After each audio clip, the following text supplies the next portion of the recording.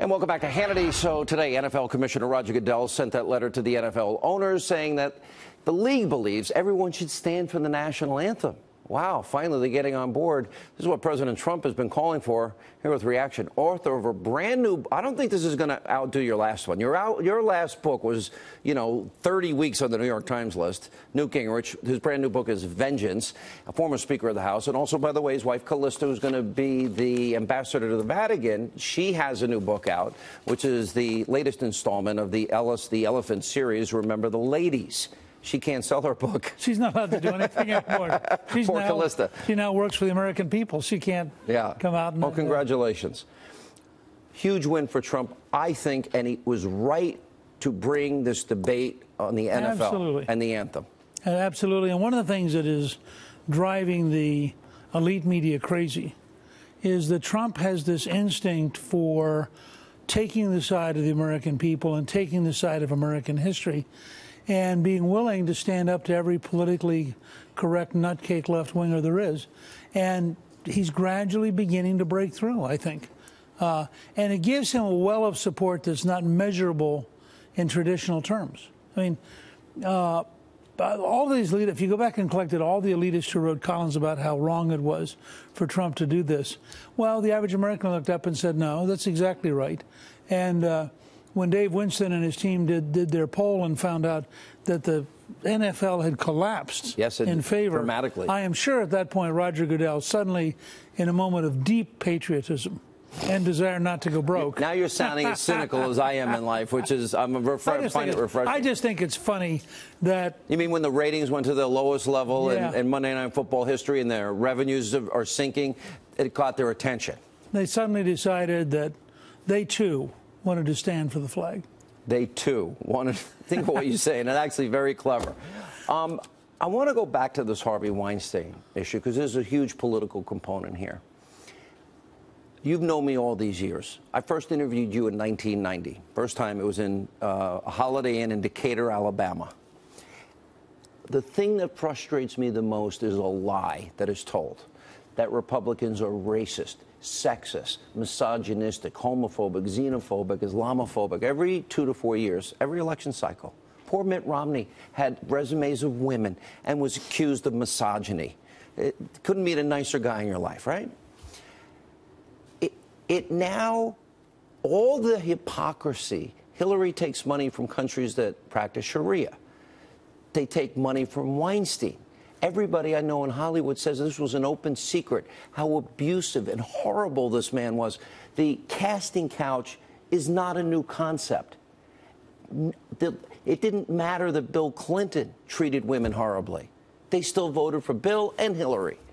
I'm tired. Why the double standard? Well, let me say, first of all, that Ben Domenech in the Transom, which is a great daily blog, pointed out two things. One, if Hillary'd won, this would still not be a story, because they would have smothered it, because it so directly brings back up Bill and Hillary.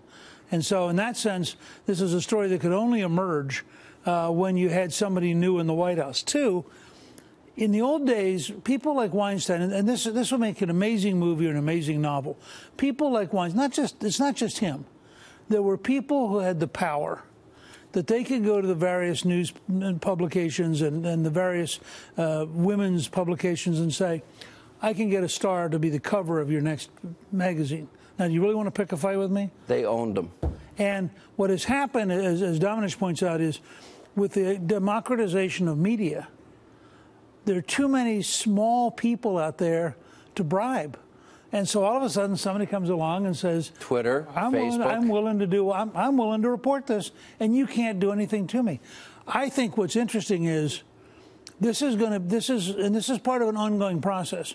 You're going to see Hollywood now, I think, come apart at the seams, just as you're seeing Silicon Valley come apart at the seams, because all of a sudden it becomes inappropriate for economic power to coerce and blackmail and bribe people that it has been exploiting. There's an ugly, hypocritical underbelly here, though. The left will tolerate the sins of the left. Hollywood celebrities tolerated the sins of the Clintons because of what their politics were. any conservative, even if it's not true, they'll go forward with the fierce, feigned outrage. Look, I think what gets to people like you and me and to most of our audience is the left is determined to say that they are morally superior. And that's what makes their, they have to come in and say, whatever the topic is, you're a bad person. Not just you disagree and you're a conservative, you're a bad person. And as you said, they then come up with all these nasty big terms. And I just saw a study that the next generation of college professors, people under 35 today, are 12-1 Democrat. 12-1. Now that says to me the campuses are gone. And these are all people who walk around smugly saying, I'm morally superior and you must be inferior because, after all, you don't believe what I believe. Do you think they really deep down in their hearts know how hypocritical they are? No. That's what's frightening. I think these people are totalitarians. These are the people that Orwell wrote in 1984 about. These are people who believe sincerely in their right to crush you. And sincerely, they can, but they'll tolerate the sins of their own. They'll tolerate a double. It's like Leonardo DiCaprio is a big green guy. It's not enough to celebrate New Year's Eve once with a private jet to Australia and then a private jet to fly back to Vegas, so you get to celebrate it twice. And then, of course, you can buy carbon offsets, which is the equivalent of buying, a diamond watch, ring, and necklace if you're unfaithful to your wife and say, oh, it's just an offset, honey, no problem. That's right. That'll work. Which a carbon offset is, I can sin all I want. I can put out all the emissions I want, but you got to get rid of your caravan and drive a bicycle. Now, you're not going to jump from there in a mean-spirited way and start talking about Al Gore's swimming pool and Al Gore's mansion. I got a video of Al Gore getting off a Gulfstream, and it's only him and his wife, which seats 18. Just because... I can't. I'm the only person in life that can throw you off. I'm sorry. You have me totally stopped now. I have no idea what I was about to say. All right, the double standard hypocrisy. No, I think what drives us crazy is, and candidly, one of the things that saved Bill Clinton was that he knew he was a hypocrite, and he was kind of cheerful about it. It was the people around him who weren't, and if you watch him, I mean. This is a guy who remember, went down and talked to a group in Houston and said, I bet you raised your taxes too much. Well, heck, I think I did too. I mean, he had this Arkansas country boy, aw shucks, here I am doing the best I can. That's not what these people are. These people are people who would destroy you.